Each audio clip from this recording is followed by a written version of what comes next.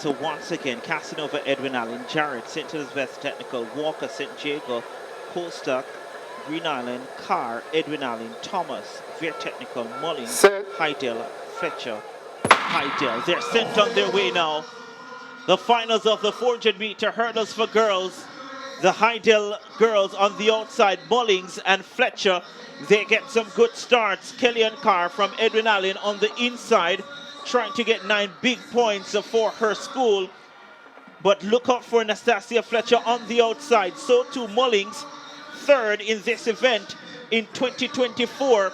She's a flying. Kellyann Carr, though, has a little bit of ground to make up. She's leading based on the stagger there. Less than 200 meters to go. Kellyann Carr being put under pressure by Alia Mullins from Hydell. It's Edwin Allen up against Hydell. Kellyann Carr into the straightaway now.